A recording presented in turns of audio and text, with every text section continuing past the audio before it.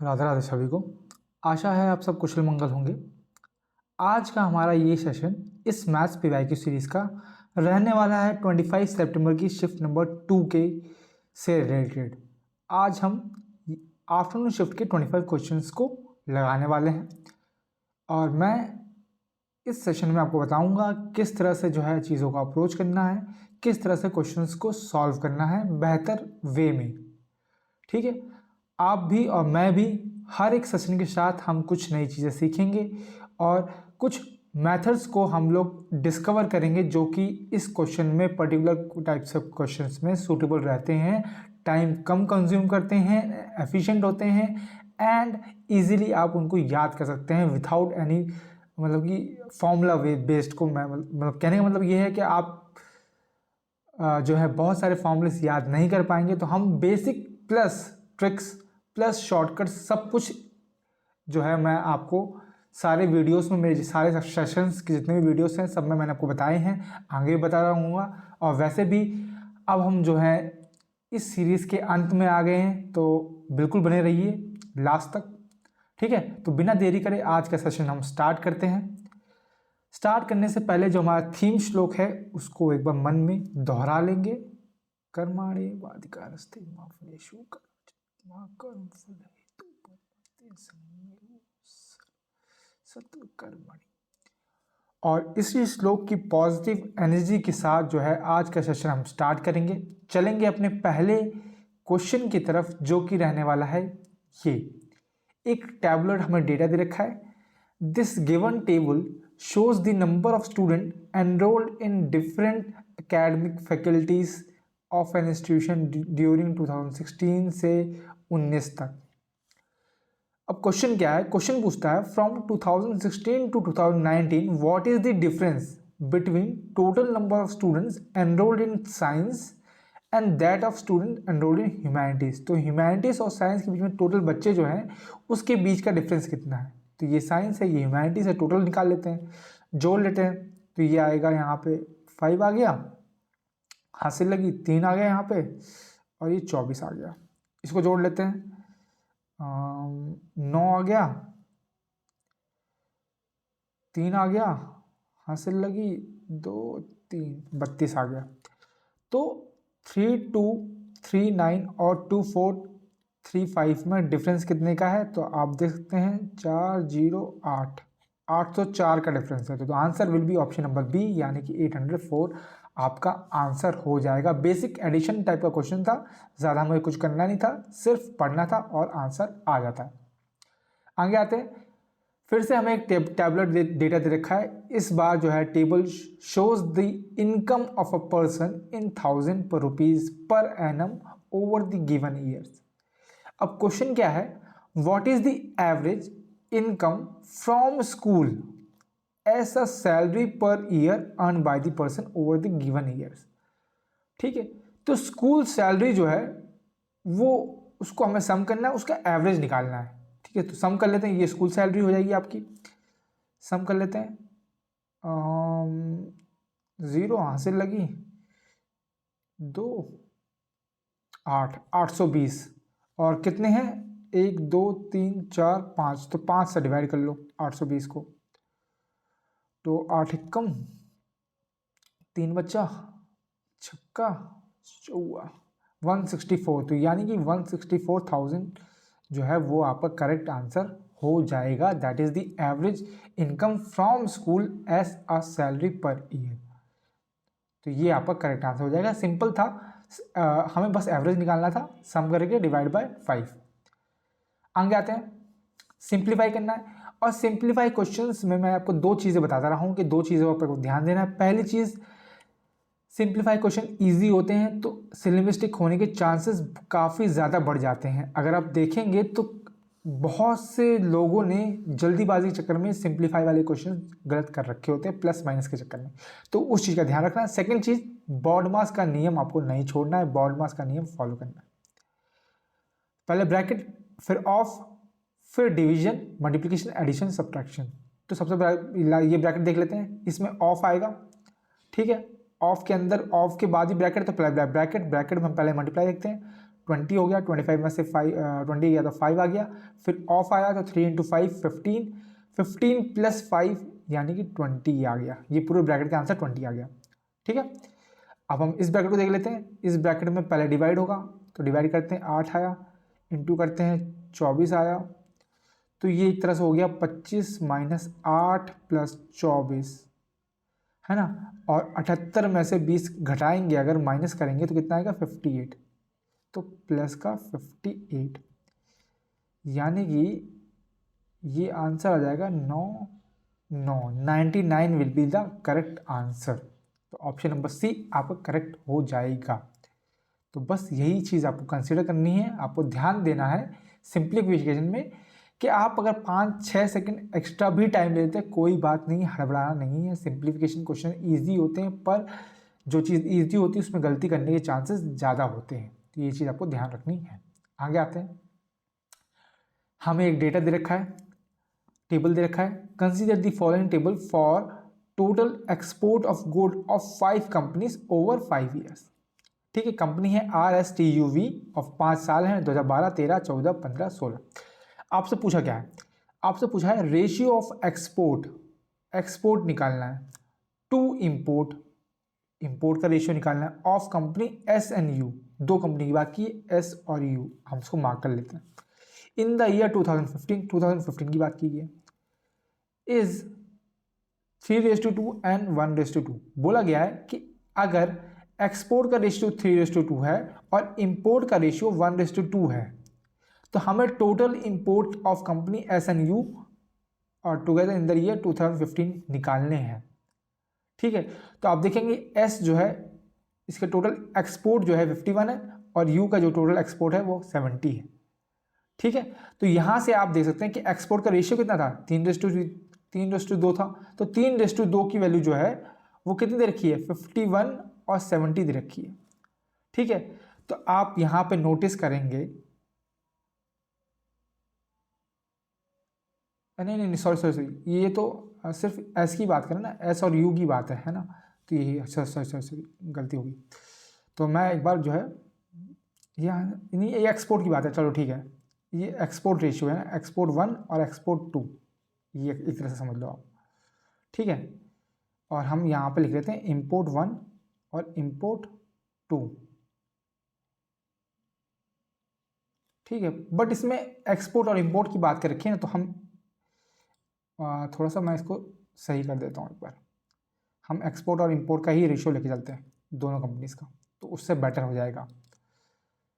तो यहाँ पे मैं एस की बात कर लेता हूँ और इस साइड में जो है किसकी बात कर लेता हूँ, यू की बात कर लेता हूँ, एक्सपोर्ट और इंपोर्ट, एक्सपोर्ट रेस टू इंपोर्ट। तो एस का रेशियो जो है वो 3:2 है।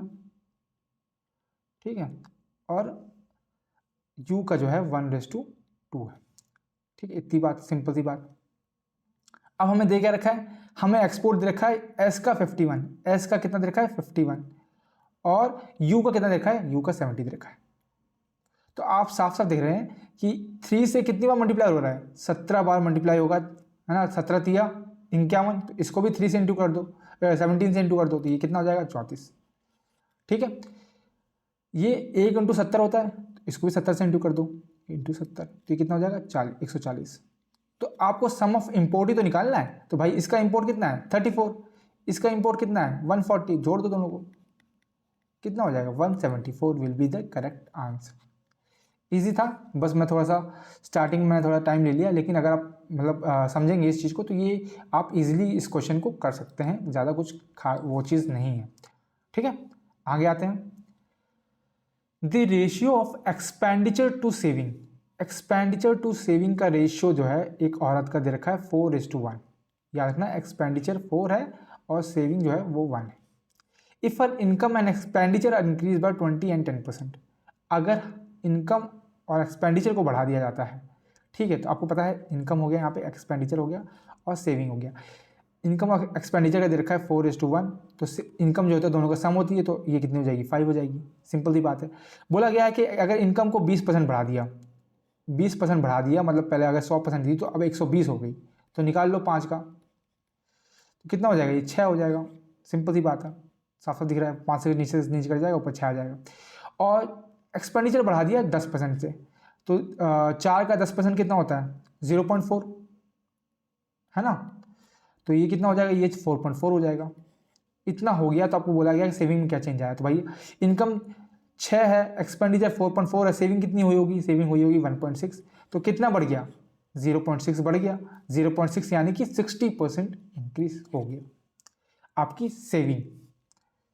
तो ये सिंपल सा क्वेश्चन था, कुछ नहीं था, है ना। हम जो हम लोग मानते चले उसी को हमने लाइन में लिखते हुए ये क्वेश्चन को किया है। ठीक है, आगे आते हैं। A man loses 28% by selling an article for 144। अगर एक आदमी जो है एक चीज़ को 144 रुपये की बेचता है तो उसको 28% का घाटा होता है। अगर if he sells at 288, what will be the gain or loss percentage. अगर वो 288 की बेचता है तो उसको प्रॉफिट होगा कि लॉस होगा और कितना होगा ये आपको बताना है। तो मान लो सीपी और एसपी। एसपी कितना है, कितने की बेची उसने, 144 की बेची। अगर 144 की बेची तो घाटा उसको 28% का हुआ, यानी कि चीज़ की ओरिजिनल वैल्यू कितनी थी, मतलब कि कितने में बेची होगी इसने, 72% का जो आंसर है वो 144 रुपये है। समझ रहे हो, 28% का घाटा हुआ, मतलब ये जो 144 रुपये की बात करें ये 72% की वैल्यू है। तो 1% की कितनी होगी, 1% की होगी 144/72 इंटू 100, है ना, यानी कि 200, है ना। तो सीपी कितना हो गया, सीपी 200 हो गया। क्लियर, यहां से हमने सीपी निकाल लिया। अब उसने क्वेश्चन नेक्स्ट राउंड में क्वेश्चन क्या पूछा कि अगर वो चीज़ों को बेचता है 288 की तो उसको घाटा हो गया, प्रॉफिट। देखो 200 की चीज़ उसकी है और 88 में बेच रहा है तो प्रॉफिट हो रहा है कितने का, 88 का प्रॉफिट हो रहा है। तो सिंपल सी बात है, लॉस वाला अलग हमने एलिमिनेट कर दिए। 88 का प्रॉफिट हुआ, 200 पे हो रहा है, कितना परसेंटेज है 244, यानी कि option number C will be the correct answer. तो आई होप आपको चीज़ें समझ में आई होगी।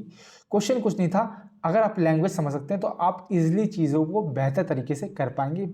मेन चीज़ ये है, हमें सिर्फ वैल्यू देख के नहीं आंसर करना है। ठीक है, एक बार क्वेश्चन को एक बार आपको पढ़ना है कंप्लीटली तसल्ली से, ताकि आपके दिमाग में वो प्रोसेस स्टार्ट हो जाए कि क्वेश्चन को किस तरह से हमें आगे बढ़ना है, किस रास्ता को हमें पकड़ना है। वो चीज़ आपको ज़रूरी है। ठीक है, तो ये चीज़ आपको ध्यान देनी है। कई बार क्या है कि हम इतनी फास्ट पढ़ते हैं कि हम अधूरा पढ़ते हैं, और अधूरा ज्ञान भाई किसी के लिए भी प्रॉफिटेबल नहीं हुआ है। तो ये चीज़ आपको समझनी है। आगे आते हैं। A cylindrical tank of radius 14 centimetre is full of water. Cylindrical tank है, याद रखना। ठीक है, इस तरह का कोई टैंक है। ठीक है, if 616 litre of water are drawn out, 616 litre का पानी निकाल दिया गया। ठीक है, तो आपको बताना है कि कितना वाटर लेवल ड्रॉप हुआ होगा, यानी कितना वाटर लेवल ड्रॉप हुआ, यानी कि हमें हाइट निकालनी है। समझ रहे हो, यानी कि हमें हाइट निकालनी है और हमें वॉल्यूम दे रखा है। लेकिन समझने वाली बात क्या है कि वॉल्यूम हमें लीटर में दे रखा है, रेडियस हमें सेंटीमीटर में दे रखी है। तो आपको पता है एक क्या बोलते हैं, एक सेंटीमीटर क्यूब, सॉरी, 1 लीटर में 1000 सेंटीमीटर होते हैं। ये चीज़ आपको पता होनी चाहिए। तो बस यहीं से है, बस और कुछ नहीं है। वॉल्यूम दे रखी है, वॉल्यूम πr²h कितनी दे रखी है, 616, 22/7, रेडियस कितनी है 14 है, हाइट हमें निकालनी है। ठीक है, अभी हम लीटर में कैलकुलेट कर लें, फिर बाद में हम लोग डिवाइड कर लेंगे, कोई दिक्कत, कोई इशू वाली बात नहीं। काटा 2, ठीक है, 44 ये आ जाएगा, ये भी 616 आ जाएगा, 616, यानी कि h कितना आ गया, h आ गया 1। ठीक है, 1 लीटर आ गया। अब आपको पता है एक लीटर में कितने सेंटीमीटर होते हैं, 1000, तो 1000 आपका आंसर आ जाएगा। ठीक है, आई होप ये चीज़ आपको समझ में आई होगी। अगर मीटर में देता तो 10 मीटर इसका आंसर आ जाता। ठीक है, तो ये भी चीज़ आई होप आपको समझ में आ गई होगी। हाइट हमने सेंटीमीटर में निकाल ली, अच्छा सॉरी मीटर में ही निकालना था ना। और 1 सेंटीमीटर में कितना कितना होता है, नहीं नहीं नहीं नहीं, नहीं। ठीक ठीक ठीक, ये हमने इसको हमने यहाँ 1000 से अगर मल्टीप्लाई करेंगे तो सेम चीज़ वही चीज़ आ जाएगी, कोई इशू नहीं है।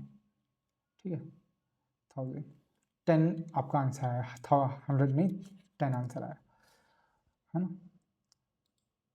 इसको मैं इरेज कर देता हूँ, तो 10 विल बी द आंसर। ठीक है, 1000 सेंटीमीटर कितना होता है, वो होता है 10 मीटर। ओके, आगे आते हैं। Find the diameter in centimetre of a circle whose circumference is equal to the sum of circumference or two circles of radius 12 centimetre and 13 centimetre. कहने का मतलब क्या, एक बड़ा सर्कल है और दो छोटे छोटे सर्कल हैं।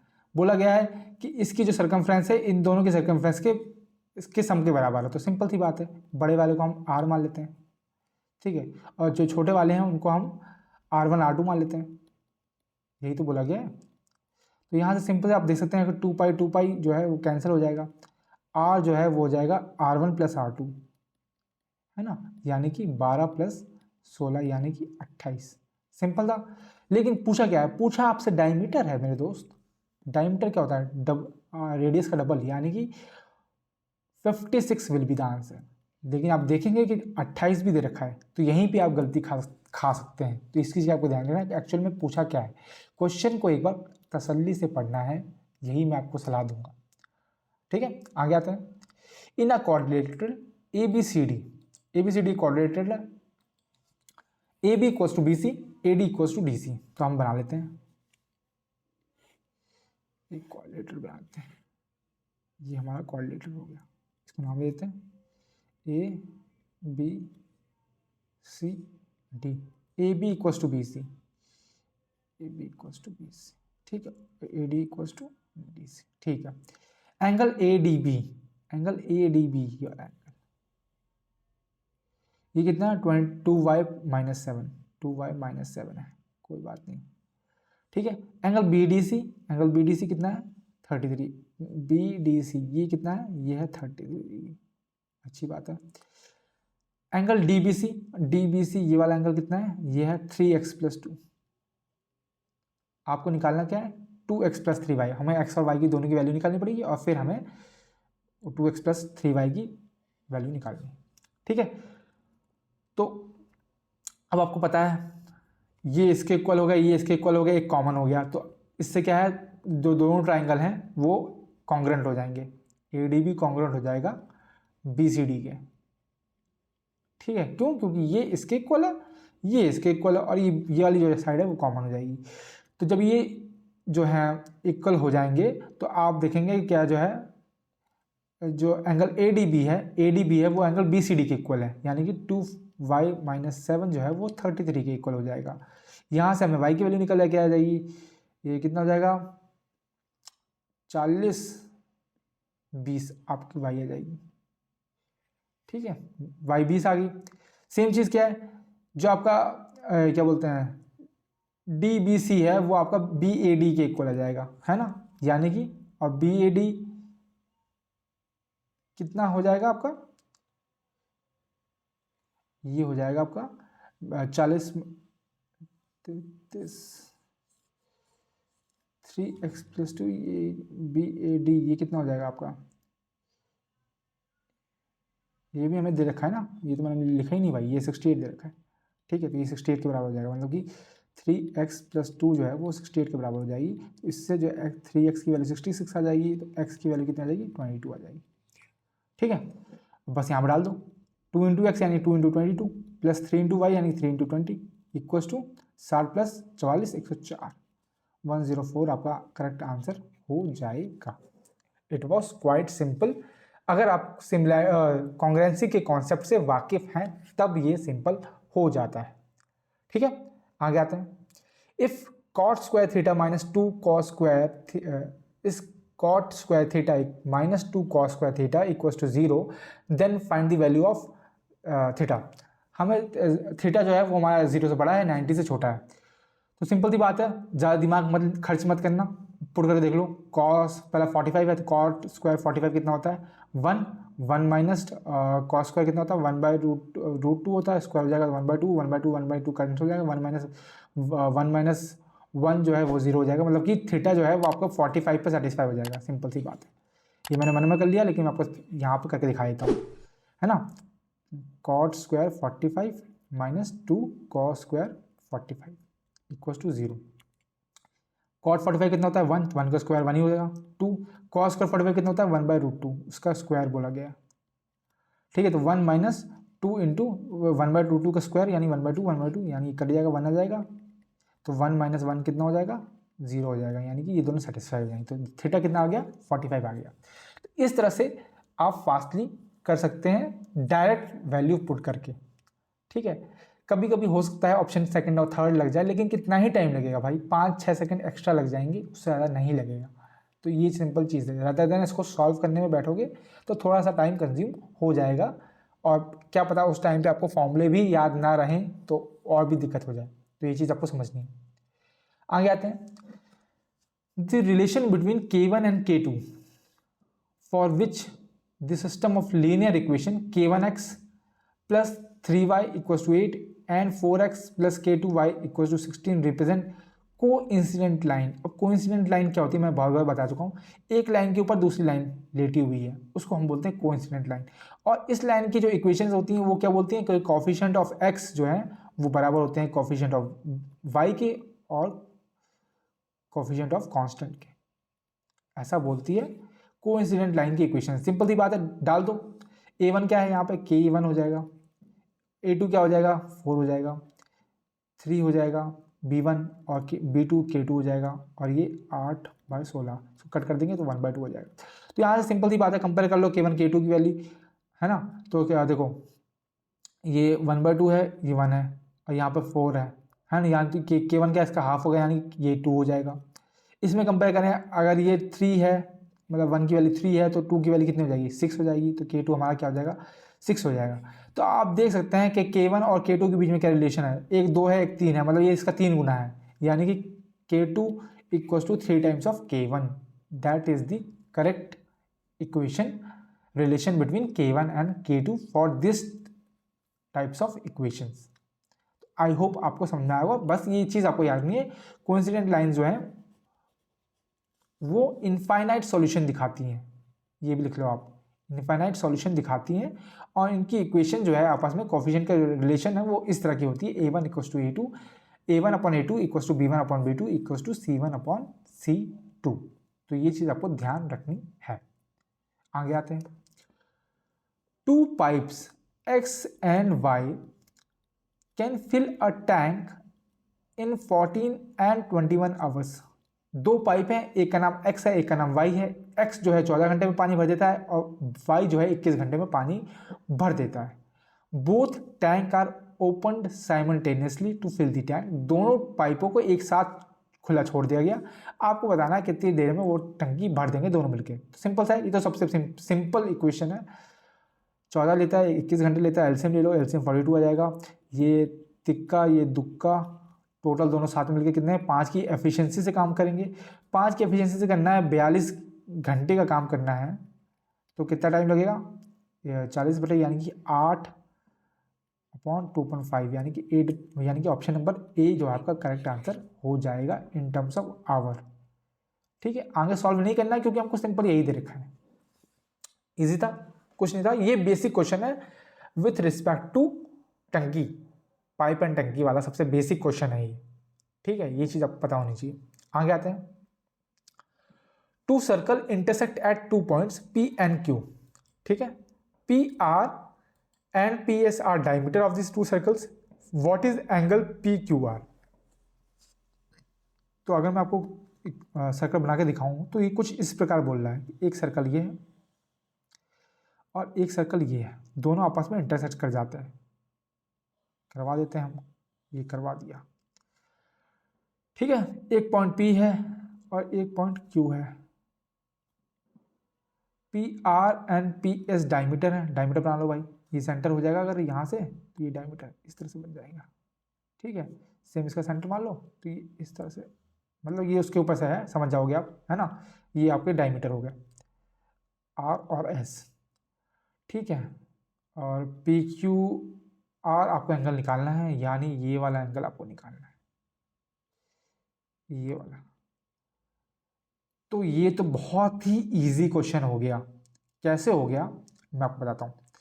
आप ये वाला सर्कल देखो, ये वाला से सर्कल देखो, इसमें ये डायमीटर है और डायमीटर एक एंगल सबटेंड कर रहा है ना। तो ये एंगल क्या बनता है, साइन सिंपल सी चीज़ है, क्या बनता है वो एंगल, वो एंगल 90 डिग्री बनता है, राइट एंगल बनता है। इजी था ये क्वेश्चन, सिर्फ अगर आपको प्रॉपर्टी पता थी तब भी आप इजीली कर लेते। ठीक है, तो आई होप आपको समझ में आया होगा। ठीक है, बस देखो, मैं बहुत से बच्चे इसमें भी कंफ्यूज हो जाएंगे। क्यों? क्योंकि वो उनको एक्स्ट्रा इन्फॉर्मेशन दे दी ना। देखो, कभी कभी क्या होता है, हमें इतनी एक्स्ट्रा इन्फॉर्मेशन दी जाती है कि हमारा दिमाग मानने को तैयार ही नहीं होता कि भाई ये इन्फॉर्मेशन काम की नहीं है। हमको लगता है कहीं ना कहीं तो फिट हो ही रहा होगा, अगर दिया है तो कुछ तो बोल सोच के दिया ही होगा, बेवकूफ़ थोड़ी ना है जो दे दिया।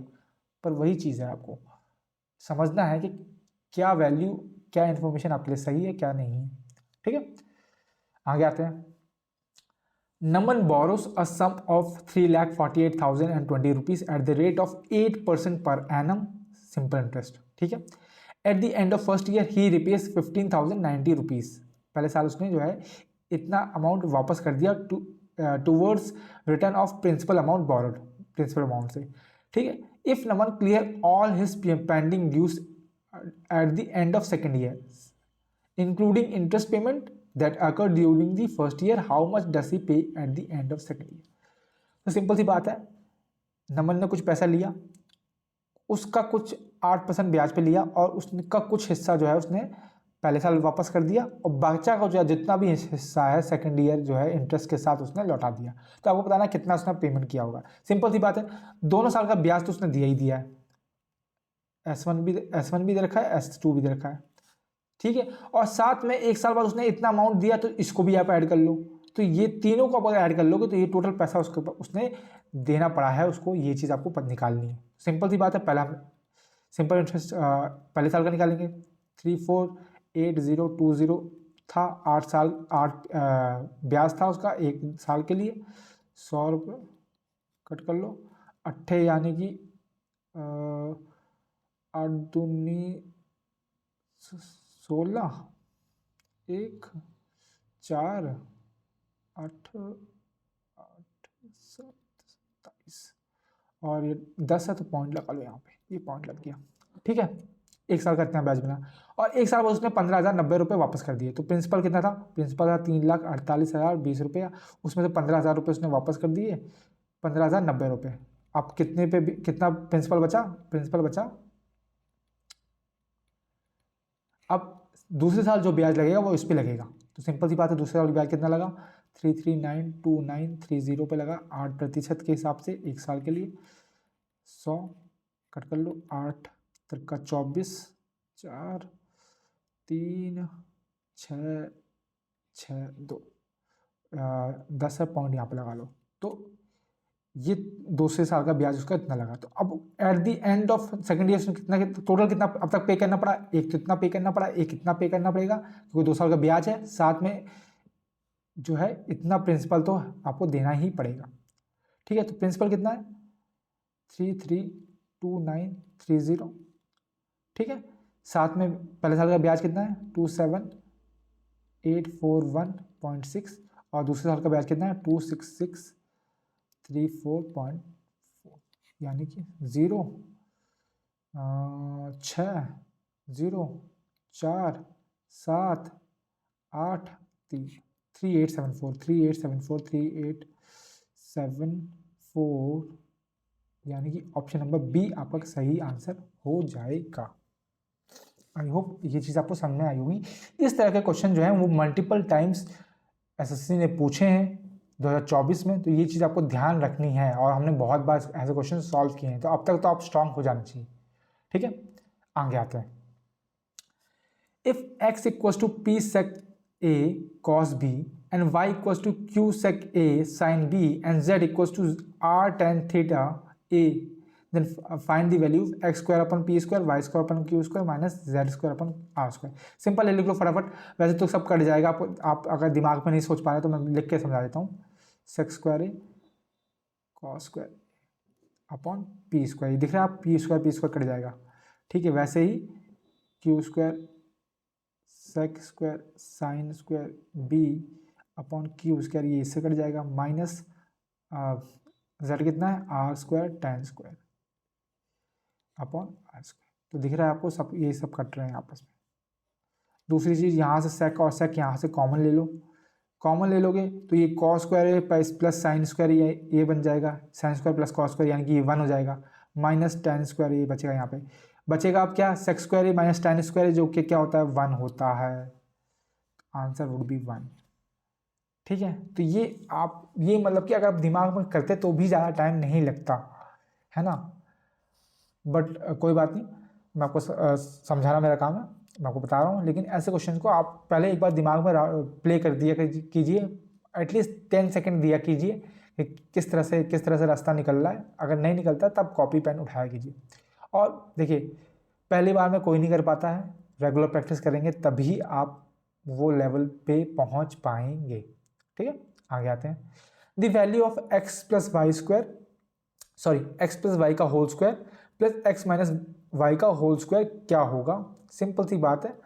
अब देखो, बहुत से बच्चे इसको दिमाग में कर लेंगे, है ना, लेकिन मैं आपको लिख के समझा देता हूँ। ए प्लस बी का होल स्क्वायर क्या निकलता है, A square plus B square plus 2ab। वहीं ए माइनस बी का होल स्क्वायर क्या निकलता है, A square plus B square minus 2ab, है ना। सॉरी, ये आपस में कट जाएंगे, बचेगा 2x square plus 2y square, यानी कि 2 कॉमन ले लेंगे तो X square plus Y square ये बच जाएगा, यानी कि ऑप्शन नंबर ए जो है वो आपका करेक्ट हो जाएगा। ठीक है, तो अगर अब फॉर्मूला आपको पता होता तो आप ऑटोमेटिकली दिमाग में कर लेते। आगे आते हैं। A policeman noticed a thief at some distance, the policeman started running to catch the thief and the thief also starting running at the same time. ठीक है, the speed of both policeman and thief was 12 kilometre per hour. ये policeman की है और thief की है 10 kilometre per hour. ठीक है, it took 30 minutes for the policeman to catch the thief, 30 minute लगे, यानी कि आधा घंटा लगा। ठीक है, पुलिसमैन को पकड़ने के लिए। तो आपको बताना है कि इनिशियली जो इनके बीच में कितना डिस्टेंस था। सिंपल सी बात है, रिलेटिव स्पीड निकालते हैं पहले। आपको पता है डिस्टेंस क्या होता है, स्पीड इनटू टाइम होता है। तो टाइम तो हमें पता है, आधा घंटा लगा उसको। स्पीड कितनी है, तो देखो रिलेटिव स्पीड निकालो, दोनों सेम डायरेक्शन में भाग रहे तो माइनस होगा, तो 12 में से 10 गया, यानी कि 2 किलोमीटर पर आवर जो है वो रिलेटिव स्पीड है। तो 2 किलोमीटर पर आवर स्पीड है और टाइम कितना है, आधा घंटा है, तो कितना टाइम लगा होगा, 1 किलोमीटर, यानी कि 1000 मीटर डिस्टेंस उनके बीच में था इनिशियली। तो इस तरह से आप कर सकते हैं वेरी इजी और सिंपल वे में। सिर्फ आपको चीज़ों को समझना है कि एक्चुअल में पूछा क्या है और कैसे हम निकाल सकते हैं। क्योंकि देखो, distance equals to speed into time, ये तो बेसिक फॉर्मूला है ना, ये तो हम 11th 12th 8th 9th में सब हाई फिजिक्स में पढ़ते ही आते हैं ना, है ना। सबसे बेसिक यही पढ़ते हैं, speed equals to distance upon time, distance equals to speed into time, है ना। तो ये बेसिक है, ये चीज़ आपको समझनी है। आगे आते हैं। A circular arc whose radius is 14 centimeter makes an angle 45 degree at the center. Find the perimeter of the sector. तो पैरामीटर निकालना है। तो सिंपल सी बात है, मैं डायग्राम इसको फिर से बना देता हूँ। वैसे तो मैं ये क्वेश्चन करा चुका हूँ बहुत बार, फिर भी मैं बना देता हूँ। मान लो ये है और ये सेक्टर है, ये सेंटर हो गया, ये एंगल बना रहा है 45 डिग्री। आपसे पूछा है कि इस सेक्टर का पैरीमीटर निकालना है। तो पैरीमीटर क्या होगा भाई, इसको जोड़ो और इसको जोड़ो, है ना, यही तो पैरीमीटर होगा, समझ रहे हो। तो ये रेडियस है आपकी, ये भी रेडियस है और ये आर्क है। तो आर्क की लेंथ क्या होती है, आर्क की लेंथ हम क्या होती है, वो होती है 2 पाई आर थीटा अपॉन 360, है ना। निकाल दो आर्क की लेंथ, 2 इंटू 22/7 इंटू रेडियस कितनी है 14 इंटू एंगल कितना है 45/360, 45 दूनी 90, 90 चौके 360, यानी कि 8। ठीक है, 7 दूनी 2 से ही काटा 4, ठीक है, ये काटा 2 यहाँ पे आया, 2 कट गया और फिर 2 कट जाएगा तो 11 आ जाएगा, तो यानी कि ये 11 आ गया। ठीक है, और रेडियस कितनी है, रेडियस आपकी इधर की है 14, 2 बार रेडियस काउंट करनी है, तो 14 + 14 28, 28 + 11 कितना आंसर आ जाएगा, 39 will be the correct answer. 39 centimetre will be the perimeter of this sector. ठीक है, तो ये चीज़ आपको ध्यान रखनी है और ये फॉर्मूला भी याद रखना है ना।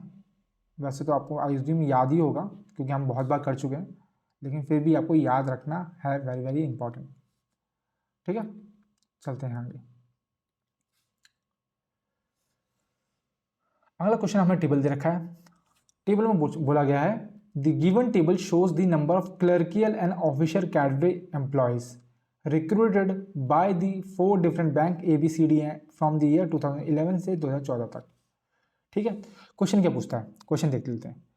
Compute the ratio of number of officer cadre employees की बात कर रहा है फ्रॉम ऑफ बैंक ए की बात कर रहा है। ठीक है, to the number of officer cadre employ of bank C, इनके बीच में रेशियो निकालना है बैंक सी, है ना।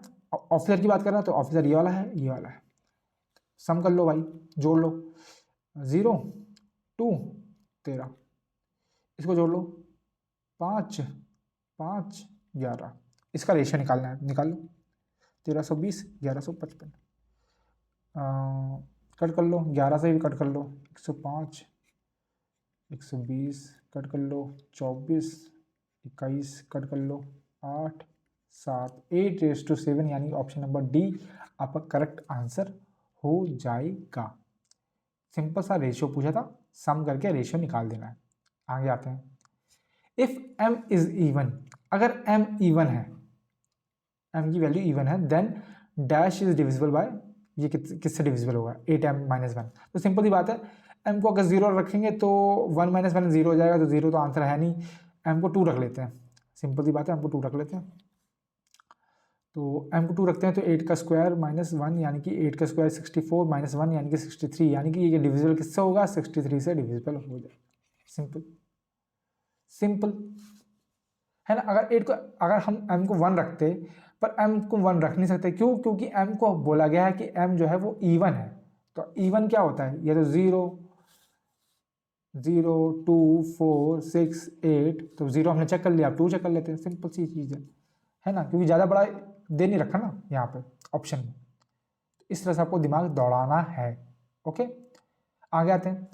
Find the value of k for which the system of equation 4x + 6y = 7 and 6x + k + 4y - 21 has unique solution. तो unique solution कब होता है, यूनिक सॉल्यूशन तब होगा जब लाइन इंटरसेक्टिंग होगी, है ना। और इस केस में a1/a2 not equal to b1/b2 होता है। ठीक है, तो ये बस इतनी सी चीज समझनी है ना। निकाल लो, a1 कितना है 4, a2 कितना है 6, b1 कितना है 6 और b2 कितना है k + 4। ये नॉट इक्वल्स है, कट कर लो 2:3। ठीक है, 2k + 8 आती है 18 नॉट इक्वल टू, ठीक है, 2k नॉट इक्वल टू 10 और k नॉट इक्वल टू 5, यानी कि कौन सा सही है, ऑप्शन नंबर बी आपका सही हो जाएगा। ठीक है, सेकंड चीज, इस केस में मैं एक चीज और आपको बता देता हूँ। इस केस में ये जो केसेस हैं k = 5 k = 7, हमें ऐसे रिजल्ट पे नहीं पहुंचना है। देखो k डजन इक्वल टू 5 बोला गया है, मतलब ये जो है 5 के बराबर नहीं है, तो 6 और 7 हो सकता है ना, हो सकता है कि नहीं हो सकता। लेकिन हमें ऐसे रिजल्ट के पास नहीं पहुंचना है जिस तक हम हो सकता पे बिलीव करें, हमें एग्जैक्ट समझना है।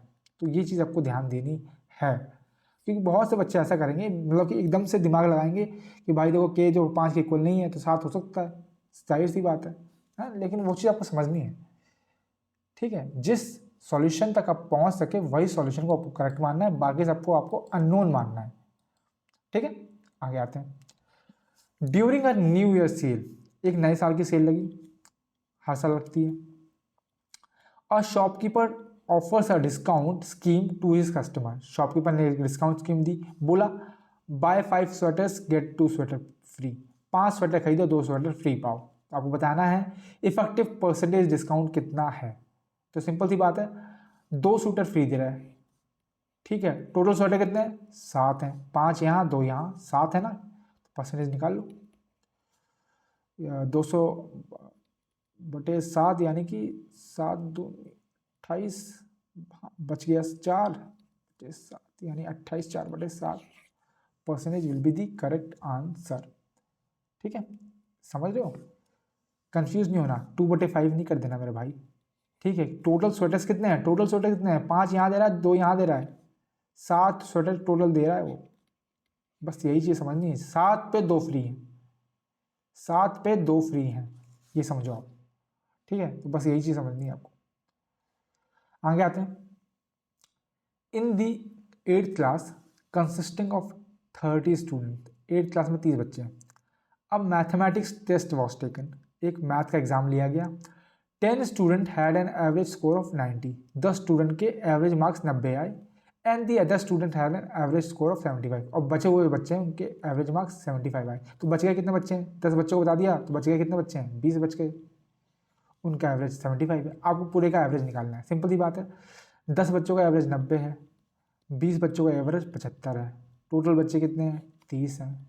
कट कर लो, 0 से 0 कट गया यार। ठीक है, और दूसरे यहाँ पे 3 से 3, 3 से 25, तो ये 30 हो गया, और ये 25 दूनी 50 हो गया, यानी ये कितना हो गया, 80 आपका होल क्लास का एवरेज हो गया। ठीक है, आप इसको उससे भी कर सकते हैं, क्या बोलते हैं, मिक्सचर एलिगेशन से, बट आई फाइंड कि बेसिक अगर आप लगाएंगे तो आप ज़्यादा मतलब कि ज़्यादा आपको दिक्कत नहीं होगी। ठीक है, तो ये चीज़ मेरा मेरा ऐसा मानना है। Find the value of tan 72 minus tan 27 minus tan 72 tan 27, यानी कि आप देखो, अगर इसको हम a मान लें, इसको b मान लें, तो tan a minus tan b into tan a into tan b पूछा गया। और देखो दूसरी चीज़ नोटिस करने वाली बात यह है, 72 और 27 जो है वो कॉम्प्लीमेंट्री एंगल है, समझ रहे हो। तो अब सिंपल से देखो, फॉर्मूला कौन सा, फॉर्मूला अगर आपको याद हो, कौन सा, tan a minus B equals to tan a minus B, sorry tan a minus tan b upon 1 plus tan a tan b। अगर ये फॉर्मूला आपको याद है तो ये क्वेश्चन आपके लिए हलवा था, क्योंकि आप जब लगातार ऐसे क्वेश्चन प्रैक्टिस करते हैं तो ये फॉर्मूला आपके दिमाग में बाय डिफॉल्ट आ जाता है। देखो tan a minus tan b, अगर इन दोनों को माइनस करेंगे तो कितना आएगा, 45 आ जाएगा। तो tan 45 की वैल्यू कितनी हो जाएगी, tan a कितना है, tan 72 minus tan 27, 1 plus tan 72 tan 27। tan 45 कितना होता है, 1 होता है, समझ रहे हो। अगर ये 1 हो जाएगा तो ये वहाँ से पहुँच जाएगा, पहुँच जाएगा, नहीं पहुँच जाएगा, पहुँच जाएगा। तो ये हो जाएगा 1 plus tan 27 tan 72 equals to tan 72 minus tan 27। सबको एक साइड ले आओगे तो ये क्या बच जाएगा, यहाँ पे 1 बच जाएगा लास्ट में। तो आंसर कितना हो जाएगा, 1 आपका करेक्ट आंसर हो जाएगा। मतलब कि कहने का मतलब क्या है, कहने का मतलब क्या है, ये 1 को आप यहीं छोड़ दो और बाकी इसको उधर ले जाओ, है ना। तो दिया जाएगा tan 72 ये जो है माइनस tan 27 ये जो है, और जो इसको लेके आए ये tan 27 tan 72। ठीक है, तो 1 बच गया, 1 आपका आंसर हो जाएगा।